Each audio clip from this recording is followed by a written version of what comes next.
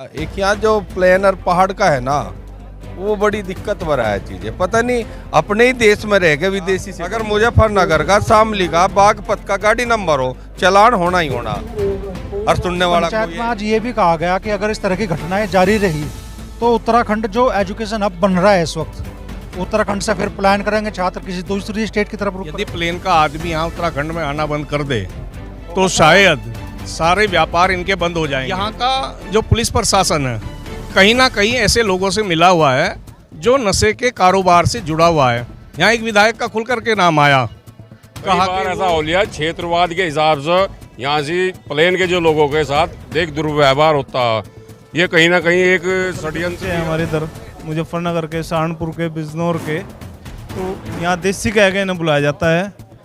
और अगर इनकी संख्या ज़्यादा हो जाती है तो दिव्यांशु भाई के साथ जो हुआ है, और भी बहुत सारे बच्चे रोजाना आए दिन है यहाँ हमारे जाओगे आप लोग तो वो तो खुलेआम वहाँ पे खुद ही पुलिस हमें देसी कह लें।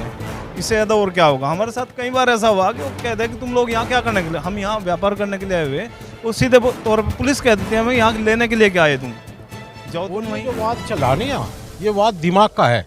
अगर पहाड़ के लोग जो है नहीं हमसे अच्छे हैं तो हम उनसे अच्छे हों तो ये वाद भी खत्म होगा। ये यहाँ से चल रहा, ये पहाड़ी है, मैं मैदानी हूँ, इस चीज़ को खत्म। क्या कहना चाहोगे आप, यूथ हो, देहरादून में रह रहे हो, तो जो जिस तरह की चीज़ें आज की गई, एक भेदभाव आप कहा गया कि भाई यहाँ हो रहा है प्लान के लोगों के साथ में, वास्तविकता है या ये मन का बहन? आदित्यनाथ की तर्ज पर धामी जी कुछ कार्रवाई करें जिससे यहाँ क्राइम कम हो ही ना, क्राइम जीरो पे हो जाए। माँ बाप जो है बच्चों को इस वजह से भेजे भाई देहरादून में अच्छी पढ़ाई या तो दिल्ली पढ़ाऊंगा या फिर अपने मेरठ पढ़ाऊंगा, मैं देहरादून में नहीं पढ़ाऊंगा क्योंकि स्थिति बहुत ज्यादा है। इस वक्त मैं देहरादून में, और यहाँ पिछले दिनों जो दिव्यांशु जटराना की हत्या हुई थी मुजफ्फरनगर के युवक की, उसको लेकर आज किसान नेता चौधरी राकेश टिकैत मुजफ्फरनगर से, पश्चिम उत्तर प्रदेश से बड़ी तादाद में अपने समर्थकों के साथ में पहुंचे, किसानों के साथ में पहुंचे, और उसके न्याय की लड़ाई को आज यहाँ लड़ा गया मजबूती से। हजारों लोग इस आंदोलन में शामिल हुए और प्रशासन की तरफ से बड़ी कार्रवाई का भरोसा भी मिला है। और ये तय हुआ है कि मुख्यमंत्री के साथ में 11 लोगों की कमेटी बैठकर बात करेगी और दिव्यांशु जटराना को न्याय मिले इसके लिए प्रयास करेगी। कितने संतुष्ट है इस फैसले से लोग, और क्या है इस पूरे मामले को लेकर लोगों के मन में, हम जानने की कोशिश करेंगे। मुजफ्फरनगर में जाट महासभा मुजफ्फरनगर के अध्यक्ष धर्मवीर बालियान जी हमारे साथ में हैं। तो बालियान साहब, पूरी घटना को लेके क्या कहना चाहोगे, और आज यहाँ हजारों लोग पहुँचे हैं तो क्या लोगों के मन में? आशा है कि न्याय मिलेगा, क्योंकि एसएसपी साहब ने आश्वासन दिया है कि कुछ लोग तो पकड़े गए, बाकी के लिए जो इनाम इन्होंने 25,000 था वो 50 कर दिया, और कुर्की के वारंट भी इन्होंने 82 के लिए ले लिए।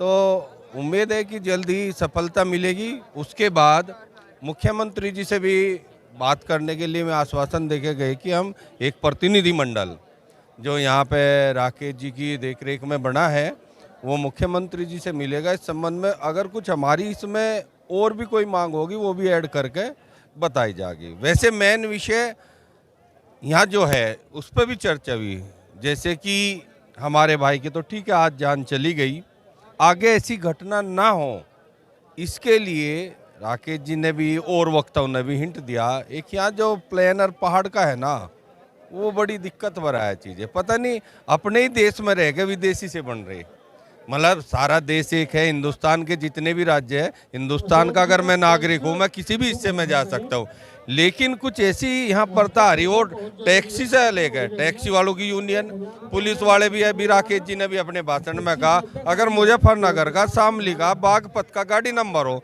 चालान होना ही होना, और सुनने वाला कोई है नहीं। तो इस पे भी पुलिस प्रशासन को हिदायत दी गई है और उन्होंने आश्वासन भी दिया कि वे भी अपनी प्रणाली में सुधार करेंगे।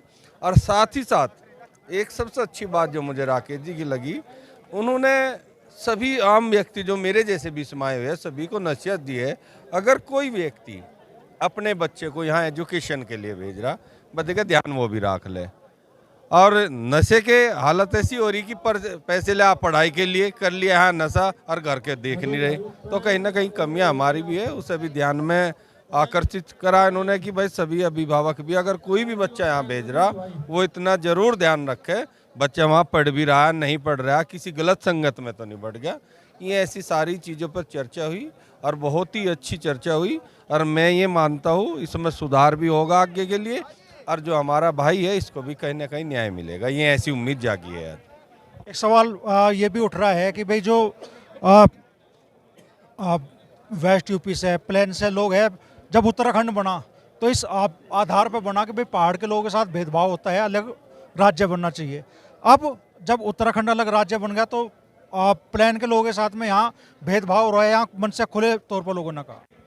सच्चाई है तो मैं भी एक्सेप्ट करूँ, भाई भेदभाव तो है पर हमें नहीं पता क्या कारण है। सही मायने में तो मुजफ्फरनगर वालों ने और साथ दिया था। सबको जानते हैं 2 अक्टूबर को एक रामपुर तिराहा कांड हुआ था। उस कांड के बाद उस समय मुलायम सिंह की सरकार थी उत्तर प्रदेश में, जितने भी आंदोलनकारी थे उन पर गोलियां चलाई गई थी। शासन प्रशासन की कहीं ना कहीं गलती थी, लेकिन जो आम व्यक्ति है वो मुजफ्फरनगर के वासी है, उन्होंने सबका साथ देने का काम करा था, उनको घरों में जगह दी। वहाँ पर जो उनके साथ मतलब मारपीट करी गई, उसको दवाई दिलाई गई, हॉस्पिटल भेजा गया, अगर किसी को खाना नहीं था वो खाना खिलाया गया सबको। ऐसी व्यवस्था गांव वाले जो अपने स्तर से कर सकता है, एक आम व्यक्ति जो कर सकता है, वो सबने मदद करने का काम किया था। लेकिन एक धारणा बनानी यहाँ के लोगों ने, घटना वो मुजफ्फरनगर में ही गई, मुजफ्फरनगर दोषी है, जबकि ऐसा नहीं है। तो मेरा तो यही निवेदन है आपके चैनल के माध्यम से, अगर किसी भाई की ऐसी सोच है वो अपनी सोच को त्यागे। ये हिंदुस्तान है, सभी का है, सभी राज्य इसके, हर हिंदुस्तानी के है, वो कहीं भी आ जा सकता है, कोई बॉर्डर थोड़ा हम क्रॉस कर रहे। और किसी ने ऐसी गलती करी भी है, मन में ले भी रहा, मैं तो ये कहा उसे आज यहाँ के बाद, इस पंचायत के बाद उसे त्याग दे, क्योंकि देश सभी का है। अगर ऐसी में करेंगे तो दूसरा नक शुरू कर दे तो साथ फिर मामला खराब हो जा और अपने ही देश को तोड़ने वाली चीज़ हो जाए ऐसी। तो मैं तो यही कहूँगा, सबसे निवेदन करूँगा कि ऐसी चीज़ की सोच भी रहा तो उसे अपनी को त्याग करते वो। इस पंचायत में आज ये भी कहा गया कि अगर इस तरह की घटनाएं जारी रही तो उत्तराखंड जो एजुकेशन हब बन रहा है इस वक्त, उत्तराखंड से फिर प्लान करेंगे छात्र किसी दूसरी स्टेट की तरफ रुख करेंगे। अमरीश भाई, सबसे पहले तो मैं दिव्यांशु जटराणा जी को अपने श्रद्धा सुमन अर्पित करना चाहूँगा जाट महासभा मुजफ्फरनगर की ओर से, और अध्यक्ष जी भी मंच से भी बोल रहे और यहाँ भी आपने इंटरव्यू लिया। यदि प्लेन का आदमी यहाँ उत्तराखंड में आना बंद कर दे तो शायद सारे व्यापार इनके बंद हो जाएंगे। इन्हें ये भी देखना चाहिए, जो आप इस तरह का दोयम दर्जे का एक रवैया आपने अपना रखा प्लेन के लोगों के साथ, अगर प्लेन के आदमी और बच्चे टूरिज्म यहाँ पर नहीं होगा तो इन लोगों की स्थिति खराब हो जाएगी। और ये हमारे हिंदुस्तानी हैं और प्लेन का आदमी भी हिंदुस्तानी है।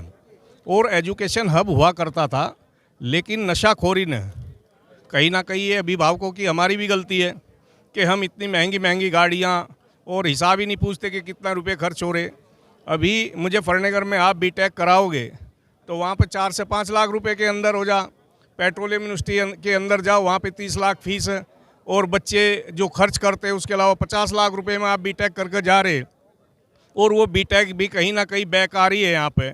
उसका कारण नशाखोरी, अव्यवस्था, और यहाँ का जो पुलिस प्रशासन है कहीं ना कहीं ऐसे लोगों से मिला हुआ है जो नशे के कारोबार से जुड़ा हुआ है। यहाँ एक विधायक का खुल करके नाम आया, कहा कि वो उस सिंडिकेट से जुड़ा हुआ है और उसका लड़का भी दिव्यांशु की जो निर्मम हत्या की गई उसमें इन्वॉल्व है।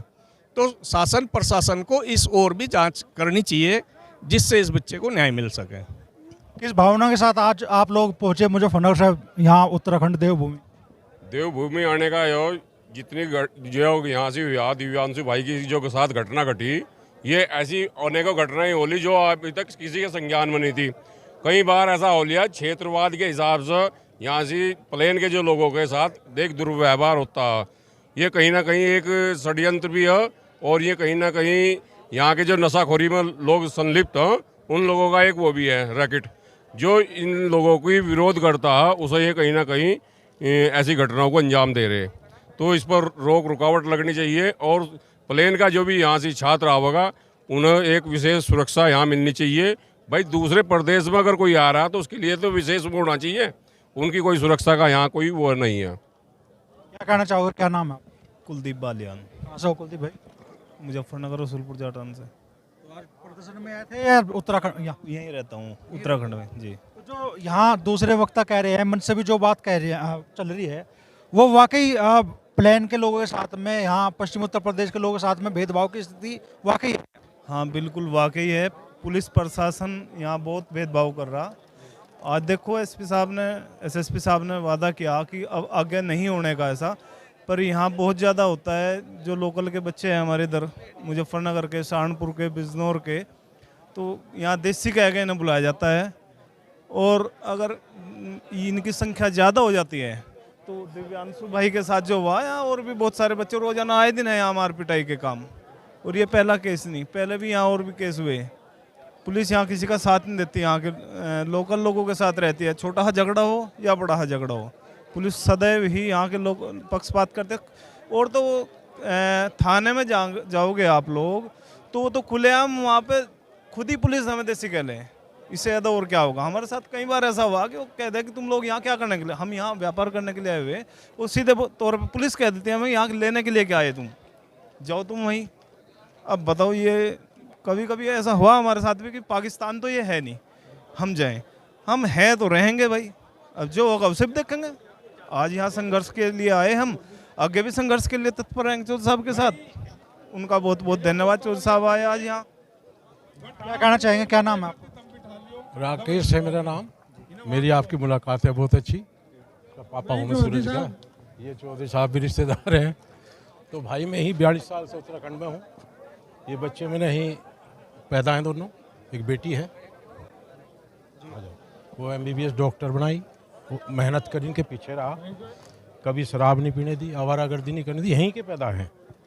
तो माँ बाप जो है नी बच्चों को बाहर भेज कर बिल्कुल फ्री हो जा, ठीक बात नहीं है, उनके पीछे रहना होगा। तुम्हारा बच्चा कहाँ जा रहा है, क्या कर रहा है। इस बच्चे की जो हत्या हुई है ना, सिर्फ पैसा दे जाओ भाई पढ़ लो, और ये यहाँ नशे की चपेट में आकर लोगों ग्रुप में फंस गया और ये मारा गया। तो माँ बाप को किसी हद तक पीछा करना होगा अपने बच्चे की, ये देखना होगा तेरा बच्चा कहाँ जा रहा कहाँ आ रहा, इसके बगैर काम चलेगा नहीं। ये लोग जो हम इकट्ठा हो रहे हैं इसलिए भाई इसको न्याय मिले। न्याय जो है नहीं जब मिलेगा मिलेगा, लेकिन पहले बच्चे के पीछे चलना पड़ेगा, ये बच्चा हमारा कहाँ जा रहा है, क्या कर रहा है। और ये जो हम जुड़ रहे हैं आज, ये वैसे भी जुड़ा रहना चाहिए, बहुत ज़रूरी है। हमारी जो ये कास्ट है जिसको हम कहते हैं जाट, ये आपस में इकट्ठे हो जाएं तो बहुत बढ़िया रहेगा, होंगे और आगे जो है इन बच्चों के भविष्य को बचा लेंगे। और आने वाले हो साल में मामला हाथ से निकल जाएगा। आपने बताया आप करीब 40 साल से यहाँ देहरादून 82 से मैं यहाँ हूँ। आज तक मेरा ना किसी से झगड़ा हुआ, इसे माइक पे बोल रहा हूँ, किसी थाने चौक पे मेरी रिपोर्ट नहीं है, ये दावे के साथ कह रहा हूँ, ऐसे ही नहीं बढ़ा। तो ये मैं कहाँ से अलग से आ गया, मैं इस दुनिया से अलग तो जाट हूँ नहीं।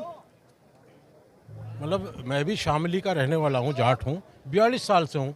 किसी थाने चौकी में मेरी शिकायत नहीं हुई, लड़ाई झगड़ा नहीं हुआ, किसी से मैं डरा भी नहीं, ऐसा नहीं मैं बुज़दिल रहा। लेकिन वो यहाँ से चला मैं कि भाई झगड़ा करके मुझे क्या मिलेगा। और ये जो वाद चला नहीं यहाँ, ये वाद दिमाग का है। अगर पहाड़ के लोग जो है नहीं हमसे अच्छे हैं तो हम उनसे अच्छे हों तो ये वाद भी ख़त्म होगा। ये यहाँ से चल रहा, ये पहाड़ी है, मैं मैदानी हूँ, इस चीज़ को ख़त्म करना चाहिए। पहाड़ के लोग यहाँ जितने मुझे जाने हैं, यहाँ मेरे ख्याल से कुछ अधिकारी भी खड़े थे अभी, भाई तू कैसे, तो मगर मेरे जो है नहीं रिश्तेदार भी हैं टिकैत जी, और मैं जाट हूँ इसलिए यहाँ हूँ। तो अमरीश भाई जो है नहीं, आप जैसे आपके चैनल के माध्यम से जाटू का एक मैसेज जा रहा है, बहुत बढ़िया बात है, इस पर मेहनत करो, हम आपके साथ सहयोगी हैं, आपके साथ हैं। देखो आप कहाँ से यहाँ आए, और अब भाई जो है नहीं इसे हटा लें, यू आ गया तेरा। क्या कहना चाहोगे, आप यूथ हो, देहरादून में रह रहे हो, तो जो जिस तरह की चीज़ें आज की गई, एक भेदभाव आप कहा गया कि भाई यहाँ हो रहा है प्लान के लोगों के साथ में, वास्तविकता है या ये मन का बहम? इसमें कहीं ना कहीं वास्तविकता भी है और कहीं ना कहीं कुछ वहम भी है, दोनों ही इसमें मुद्दे हैं। कई जगह देखा है हमने कि कोई पहाड़वाद मैदानवाद नहीं है, सब गढ़वाली या कुमाऊनी लोग साथ बैठ के बहुत अच्छे से रहते हैं। और हाँ, कई बार किसी ना किसी के मन में आ जाता है कि नहीं यार, हम तो पहाड़ी, हमारा कल्चर अलग है, लैंग्वेज अलग है, ये लोग तो बाहर से पढ़ने आए हैं, ये मैदानी है। तो वहाँ कई बार मैंने ये चीज़ भी देखी कि हाँ, पहाड़ और मैदानवाद भी कई बार हुआ है। तो इस चीज़ को हमें देखना पड़ेगा, जैसा भी हमारे चौधरी साहब माननीय राकेश टिकैत जी ने भी कहा कि हमें किसी को बिहारी, मैदानी या पर्वतीय नहीं मानना चाहिए। हम सब हिंदुस्तानी हैं, हम इसी देश के वासी हैं और हमें मिलजुल के रहना चाहिए, तभी कुछ हो सकता है। वरना अगर हम किसी भी तरह के वाद में रहेंगे तो कुछ नहीं होगा। हमें पहले खुद को सुधारना होगा, तब हम सामने वाले से अपेक्षा कर सकते हैं कि हाँ वो भी सुधार करे, उसमें भी कुछ सुधार आए, और इस पहाड़वाद मैदानवाद को ख़त्म करके ही हम आगे बढ़ सकते हैं, वरना इसका कोई रिजल्ट नहीं होगा। तो ये कहना चाहूँगा। क्या नाम है, कहाँ से है वो चाचा? मेरा नाम योगेंद्र सिंह, जिला उपाध्यक्ष भारतीय किसान यूनियन सहारनपुर। तो आज यहाँ आए किस भावना के साथ में आए? आप तो नज़दीक में हो थोड़ा देहरादून के। इस भावना से आए भाई, इस बच्चे को इंसाफ मिले और यहाँ जो अस्मैक और ये इसका धंधा चल रहा है वो बंद हो, और बाबा आदित्यनाथ की तरज पर धामी जी कुछ कार्रवाई करें, जिससे यहाँ क्राइम कम हो ही ना, क्राइम जीरो पे हो जाए। माँ बाप जो है बच्चों को इस वजह से भेजे भाई देहरादून में अच्छी पढ़ाई होगी। पहले यहाँ बहुत अच्छी पढ़ाई होती, दूर दिल्ली तक के जो मंत्रियों के और उनके बच्चे थे वो देहरादून में ही पढ़े थे पहले। अब यहाँ शिक्षा का स्तर बहुत खराब हो गया, लड़ाई दंगे बहुत हो गए, तो इस वजह से आए भाई यहाँ ठीक ठाक काम हो और इस बच्चे को जो दिव्यांशु है इसे इंसाफ मिले, इसके हत्यारों को फांसी की सजा हो। क्या कहना चाहेंगे? अमरीश भाई, मैं चैनल के हिसाब से कहता हूँ आपके कि मैं परसों आया था यहाँ पे देहरादून में, एक लड़की का कोचिंग के लिए आया था देहरादून में ही। तो मैं कर्णपुर में पहुँचा, कर्णपुर में पता लगा, मैंने एक यो मोबाइल पे यो कवर चढ़वा, दुकानदार बोले क्या बात चौ साहब, मगर जी एक बच्ची का कोचिंग का वो देख रहे, क्या लगा मेरी मानो तो आप इस देहरादून में कोचिंग ना करना। मगर जी वो क्यों? अब जब से बाहर के बच्चे आ गए तब से यहाँ माहौल बहुत ज़्यादा ख़राब है। इससे तो आप यूपी में ही करा लो, कहीं भी करा लो कोचिंग, पर यहाँ ना कराइए। तो जब ऐसी दुकानदारों की भावना है तो फिर कैसे होगा? क्या फैसला लिया फिर आपने? पर मैं तो सोच लिया जी या तो दिल्ली पढ़ाऊँगा या फिर अपने मेरठ पढ़ाऊँगा, मैं देहरादून में नहीं पढ़ाऊँगा, क्योंकि स्थिति बहुत ज़्यादा ख़राब है। ये देखा